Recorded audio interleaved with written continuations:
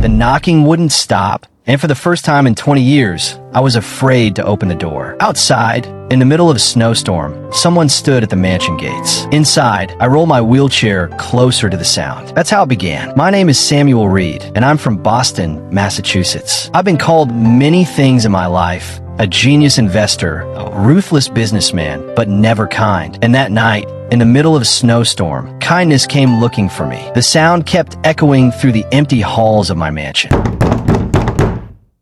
I wheeled myself toward the entrance, the rubber of my chair squeaking against marble floors. When I opened the door, a freezing gust hit my face, and then I saw her. A little girl, maybe 6 or 7, stood trembling under the porch light. Her coat was torn, her shoes soaked through with snow, and her tiny hands clutched an empty plastic bag. "Sir," she whispered, "I'm really hungry. Do you have food you don't need?" For a second, I couldn't speak. I had heard 1,000 requests in my life, for money, for favors, for opportunities, but never for leftovers. "What are you doing out here alone?" I asked. She pointed toward the other side of the street. "My mom works at the diner. She said I could wait, but I got hungry." Mrs. Kelly told me rich people throw away good food. There was no fear in her voice, just pure honesty. "What's your name?" I asked. "Clara," she said. "And you?" "Samuel," I replied, "but you can call me Sam." She smiled faintly. "Okay, Mr. Sam." That smile, small and innocent, melted something I thought was frozen forever. Then she said, "I'll make you a deal, Mr. Sam. You give me your leftover food, and I'll give you something better." I laughed softly. "Oh, really? And what could you possibly give me, little one?" Her blue eyes looked up at me, calm and sure. "I can make you walk again." I smiled, shaking my head. "Doctors worth millions have tried that. Clara, you can't." She tilted her head. "They didn't believe in you." Ido. Something in her voice stopped me. So I brought her inside,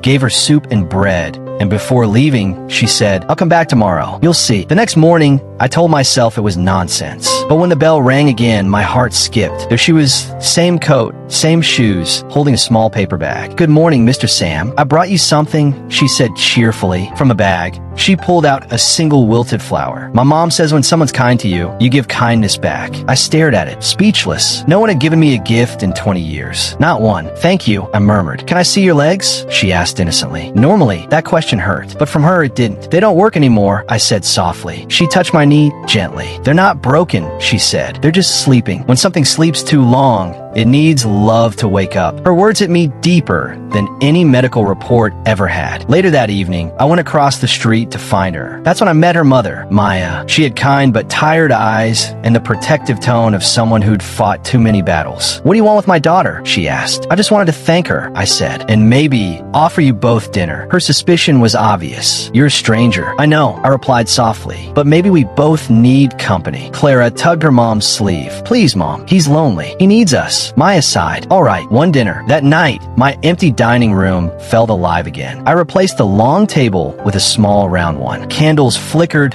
food steamed, and laughter echoed where silence once lived. As we ate, Clara said between bites, "When hearts forget how to care, legs forget how to move." Maya chuckled. "That's not how bodies work, sweetheart." Clara shook her head. "Maybe not the body, Mom, but the soul works that way." Her words echoed in me for days. Weeks passed. They visited often. My cold mansion turned warm with every laugh, every story. Then one morning, sunlight filled my room, and I felt something I hadn't felt in 2 decades. A faint twitch in my foot. I froze. Then I moved again. It wasn't a dream. My foot, my own foot, moved. Clara screamed with joy. "See, I told you. They were just sleeping." Tears filled my eyes. For the first time in 20 years, I believed in something greater than logic. I believed in love. That little girl didn't heal me with magic. She healed me with kindness. And sometimes, that's all a broken soul needs to stand again. Moral of the story: kindness costs nothing, but it can bring someone back to life, not just in body, but in spirit. When you care for others, you wake up the parts of yourself that you thought were gone forever. If this story touched your heart, don't forget to subscribe to Moralist, where every story reminds you that goodness is the greatest miracle of all.